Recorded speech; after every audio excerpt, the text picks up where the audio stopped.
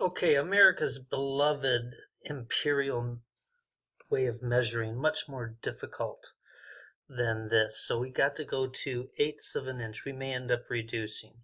So remember, these smallest ones are sixteenths.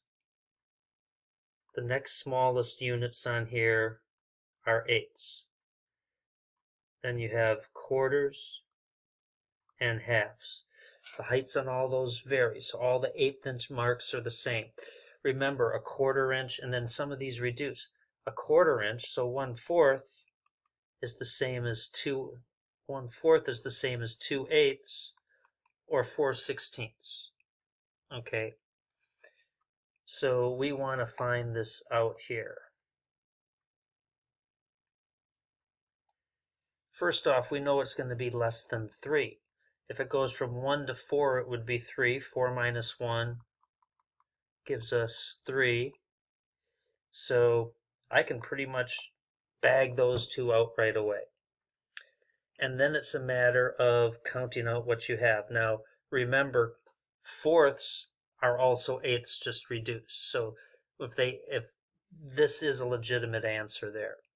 So we can count this out. Now this n here, you can count this out as, 1, 2, 3, 4, 5, 6, 7, 8, 9, 10, 11, 12. That's 12/16, or, come on, erase all those suckers. 1, 2, 3, 4, 5, 6/8. Or it's also on the height of a quarter note, so you can count that as 1, 2, 3/4. And 6/8 and 12/16 both reduced to 3/4. So the actual distance on here is going to be 2 3/4 if you count it out. 1, 2, 1, 2, 3/4 there. Or you could do 3 3/4 minus 1, which gives us 2 3/4 for 2 3/4. So that's the calculator. Just remember, sixteenths, eighths, quarters, and halves on there. Got to know your reductions and your multiples. This is the other question that was different on the honors.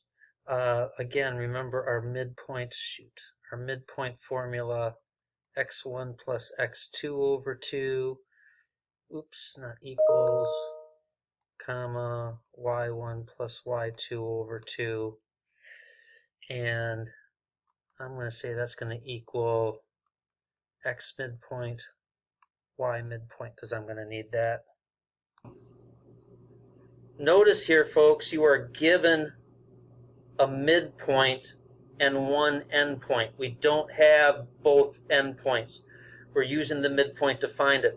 Our other endpoint, G, is going to be x2, y2. So we need to find the x2 and the y2 in here. Mr. Mitchell, you're kind of cutting out. Yeah, that's because I got too much stuff going on here. But I wanted to record those steps so I didn't have to say them again. But you know the midpoint formula, right? Yeah. Okay. So we need to set up two equations here. This needs to equal xm. This needs to equal ym.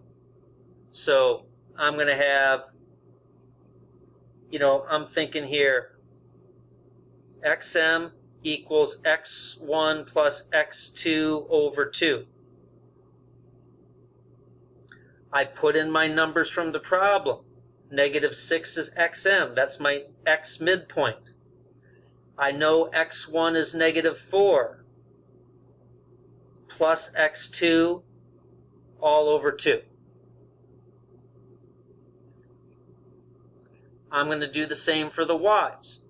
Ym, or the y midpoint, that's, I'm thinking, whoops, y midpoint, y1 plus y2 over 2. How you doing, Mia? I hope this is helping. I'm recording this for a video too right now. ym is -3. y1 is 4. I need to find y2 when I divide by 2.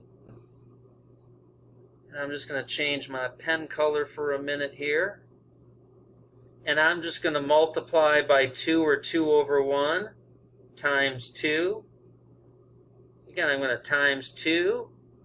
You can think of that over 1. That reduces. It reduces.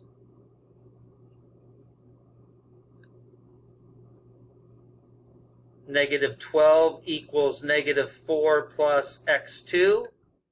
For this one, -6 equals 4 plus y2 for this one. And then you just got to do a little more algebra to solve it. +4 plus 4, -8 equals x2. So we know that's going to be the answer.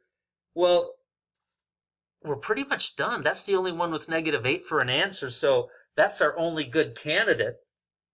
Let's just check this other one and make sure it matches up. -4 minus 4, -6 minus 4, that's like plus a negative. That gives me -10 equal to y2. Oh, that matches with that other number. And we got B.